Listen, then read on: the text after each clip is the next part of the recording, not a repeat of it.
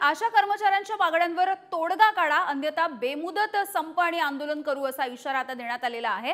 महाराष्ट्र राज्य आशा गट प्रवर्तक कर्मचारी कृती समिती यांनी हा इशारा दिलेला आहे। राज्यामध्ये सध्या 70,000 आशा सेविका आहेत, त्यासोबतच 3,500 इतक्या संख्येने गट प्रवर्तक हे काम करतात, कार्यरत आहेत। मात्र वेगवेगळ्या मागण्या आहेत। गेल्या वर्षभरापासून वेगवेगळ्या पद्धतीने ही सगळी आंदोलनं सुरू आहेत, हे संप सुरू आहेत। मात्र इतक्या दिवसांच्या नंतर अजूनही त्यांच्या मागण्यांवरती तोडगा काढण्यात आलेला नाहीये, त्यामुळे ही समिती पुन्हा एकदा आक्रमक झालेली दिसते। या सगळ्याविषयी बोलूयात, अजय माने आपल्या सोबत आहेत। अजय, काय नेमकी मागणी आहे या सगळ्या आशा प्रवर्तकांची?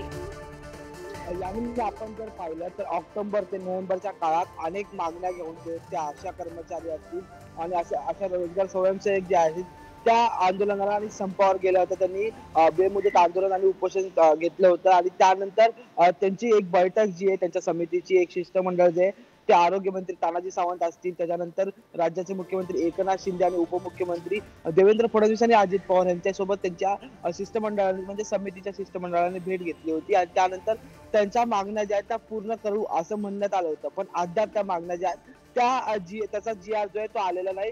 सगळ्यात महत्त्वाचं म्हणजे दिवाळीला त्यांना जो आहे तो एक गिफ्ट देण्यात आलं होतं सरकारकडून, ते म्हणजे की दिवाळीत त्यांच्या एकंदरीत 2,000 रुपयाची वाढ करण्यात आली होती। पण ज्या त्यांच्या मूळ मागण्या होत्या की टॅबलेटची व्यवस्था असावी किंवा पगारवाढ असावा, 10,000 रुपयाची पगारवाढ मागण्यात आली होती। त्या सगळ्या मागण्यांवर तोडगा जो आहे तो काढण्यात आला होता, पण त्याचा अधिकृत GR जो म्हणतो आपण शासन निर्णय तो अद्याप आला नव्हता। त्या अनुषंगाने आता अशा स्वयंसेविका ज्या आहेत त्या पुन्हा आक्रमक होताना पाहायला मिळत आहे। त्यांनी म्हटलंय की 12 जानेवारी पर्यंत जर हा संपूर्ण शासन निर्णय किंवा GR जर आला नाही तर आम्ही पुन्हा एकदा संपावर जाऊ। त्यामुळे कुठेतरी आता सरकारी अगदी अजय, त्यामुळे नेमका काय तोडगा निघतो का या सगळ्या संपाच्या आधी हे बघणं महत्त्वाचं आहे। धन्यवाद या माहितीसाठी।